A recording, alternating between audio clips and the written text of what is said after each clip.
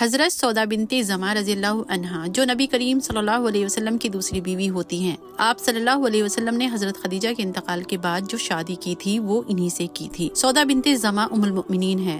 ان کے والد زما ابن قیس اور ان کی والدہ شموس بنت قیس جو ابو طالب یعنی رسول اللہ صلی اللہ علیہ وسلم کے دادا کی کزن تھی۔ سودا بنت زما کی ننیحال اور ددیحال دونوں پاورفل فیملی تھی۔ سودا بنت زما بہت لمبے قد کی حامل تھی، جسامت میں تھوڑی موٹی تھی۔ یہ بھی اور بیویوں کی طرح سوائے حضرت عائشہ رضی اللہ عنہا کے کسی اور کے نکاح میں رہ چکی تھی اور آپ صلی اللہ علیہ وسلم سے عمر میں بڑی تھی۔ ان کے پہلے شوہر کا نام سکران بن عمر تھا جو کہ ان کے والد کے ابن عم تھے۔ آپ رضی اللہ عنہا کو پہلے شوہر سے ایک بیٹا تھا جن کا نام عبد الرحمن تھا۔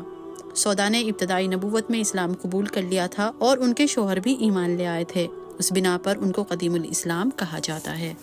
حبشہ کی طرف ہجرت کے وقت تک سودا بنت زما اور ان کے شوہر مکہ میں مقیم تھے۔ اس کے بعد مشرکوں نے ظلم و ستم کیا تو آپ دونوں نے بھی حبشہ کی طرف ہجرت کی۔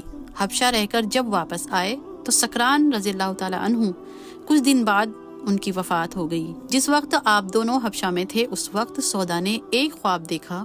فرماتی ہیں کہ آپ نبی کریم صلی اللہ علیہ وسلم تشریف لائے اور آپ رضی اللہ عنہا کی گردن پر پیر رکھا۔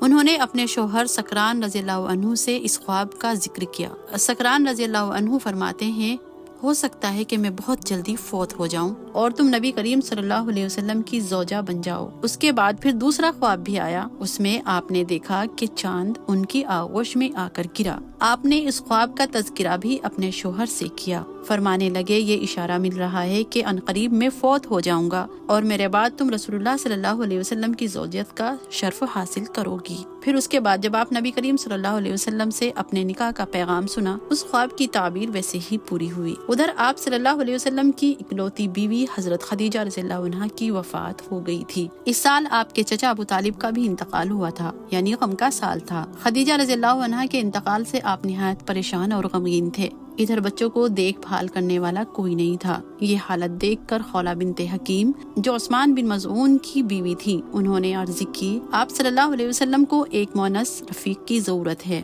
اس پر آپ صلی اللہ علیہ وسلم نے فرمایا ہاں۔ گھر بار بچوں کا انتظام خدیجہ کے متعلق تھا، اب خدیجہ نہیں رہی۔ یہ سن کر خولہ بنت حکیم سودا بنت زما کے والد کے پاس نکاح کا پیغام لے کر گئیں۔ یہ سن کر انہوں نے کہا محمد صلی اللہ علیہ وسلم ایک نیک شریف انسان ہے، اور کہنے لگے سودا سے بھی دریافت کر لوں۔ اس پیغام پر سودا بھی راضی ہو گئی، کہنے لگی میری رائے بھی یہی ہے۔ آپ صلی اللہ علیہ وسلم ان کے گھر تشریف لے گئے۔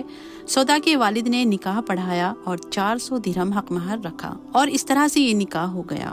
ازواج مطہرات میں یہ فضیلت صرف حضرت سودا کو حاصل ہے کہ حضرت خدیجہ کے انتقال کے بعد سب سے پہلی حضور صلی اللہ علیہ وسلم کی نکاح میں آئیں۔ سودا نہایت خوش مزاج عورت تھی، جہاں جاتی تھی خوشی کا ماحول ہو جاتا تھا۔ بائی ہمہ ظرافت اس قدر تھی کہ کبھی کبھی اس انداز سے چلتی تھی کہ آپ صلی اللہ علیہ وسلم ہنس پڑتے تھے۔ ایک مرتبہ کہنے لگی کہ کل رات کو میں نے آپ صلی اللہ علیہ وسلم کے ساتھ نماز پڑھی تھی۔ آپ صلی اللہ علیہ وسلم نے اس قدر دیر تک رکوع کیا کہ مجھے نکسیر پھوٹنے کا شبہ ہو گیا، اس لیے میں دیر تک ناک پکڑے رہی۔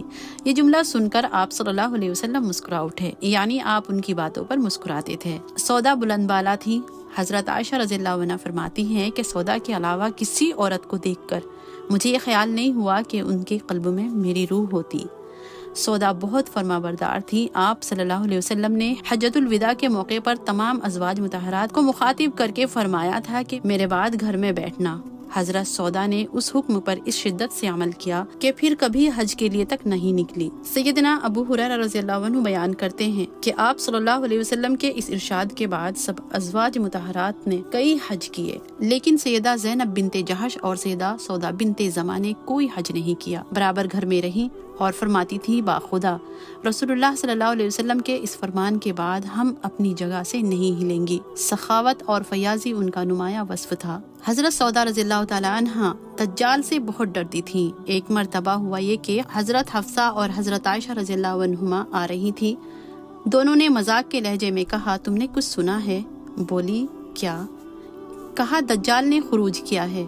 اس مذاق کو سن کر اس قدر گھبرا گئیں کہ بے ساختہ ایک خیمے میں داخل ہو گئیں۔ کچھ آدمی وہاں آگ سلگا رہے تھے۔ عائشہ رضی اللہ عنہا اور حفصہ رضی اللہ عنہا ہنستی ہوئی محمد صلی اللہ علیہ وسلم کے پاس پہنچی اور آپ صلی اللہ علیہ وسلم کو اس مذاق کی خبر کی۔